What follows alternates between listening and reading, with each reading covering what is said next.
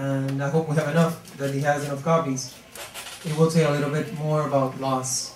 And loss, for me, is ever-changing. It's constant. And in my personal journey, I lost a friend to an accident, and I gained leukemia 2 months after that. And I wrote a small story about that in that preface. So I want to introduce to you Leah Hubin, after Dale, I believe, is going to come up and say a few words. But thank you for being here tonight. Thank you. Worked at my children's hospital for 6 years together, so it's re encuentro. My name is Dale Young, and I'm a hospital chaplain and director of congregational health and things like that. And I've known Likia for quite some time, and actually we do workshops together and training facilitators of grief support. I think it's a little bit too low for me. Is that better? Okay. And tonight is a very special night for Likia as well, because it's an anniversary of her father's death.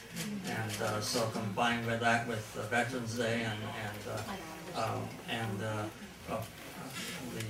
the launching of a book, you know, all of that together, a very emotional time, and it's a pleasure for me to be a part of that. The book is about story, and how story and dealing with loss transforms lives. And I wanted to just talk just a moment about that and turn over to Likia. There's a biblical story of Elijah when he's about to die, and his disciple Elisha is approached by the prophets, and they say, do you know that your master is going to die today? He said, yes, but I don't want to talk about it. And then 3 times this repeats in the story. Do you know that your master is going to die today? Yes, but I don't want to talk about it. That's what we're facing, is this reluctance to talk about our loss, reluctance to talk about our story. I'm reminded of how many people saw the movie Amistad, the slave ship movie, and I remember very vividly John Quincy Adams is asking the freed slave, played by Morgan Freeman, what is your story? And it was just, we stopped for a moment. What do you mean, what's my story? He says, well, where were you born? Alabama, sir. And freed or slave? Well, I was a slave, sir. And you took the freedom trail up, and you became free, and now you're helping to free others? Yes, sir. That's your story. The telling of story has power. And this is a book about stories. It's really a collection of lots of stories and people's stories, and the transformation that occurs when people share their stories. And it's not only just the stories, but at the back of each of the chapters there's a little interactive part, and Likia has a website which is also interactive, and so you really have a dialogue here. You have an opportunity to participate in hearing other people's stories, thinking about your own story, sharing your story with others, and in that process, there's healing.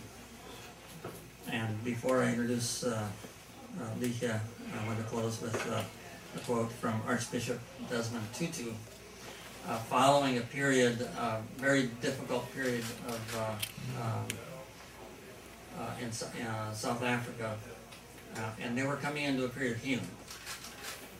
And they could go one way or the other. They could go into a period of revenge and anger and hate and vengeance, or they could go into a period of reconciliation and healing. And Desmond Tutu said, let the people tell their story. Tell of their pain, and let others listen. And we discover that in telling, that people begin to experience healing. That's what this book is about. That's what Likia's life is about, because she is an example of a person who has taken her losses and transformed them and his giving back to the world, I present to you the Hiahuna.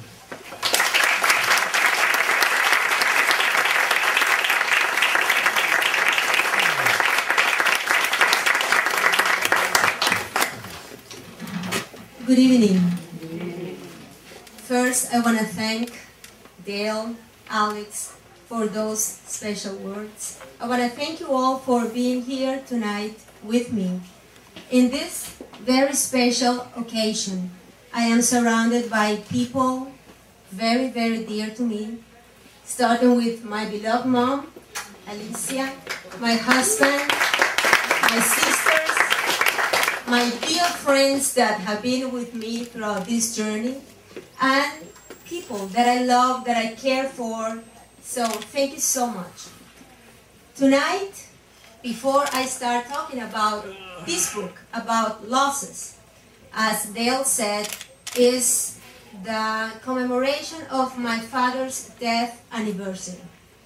He died 38 years ago when I was 12. Yes, I don't care saying the age. And it is incredible because this book is dedicated to his memory, and I want to just read the dedication in the first page of the book.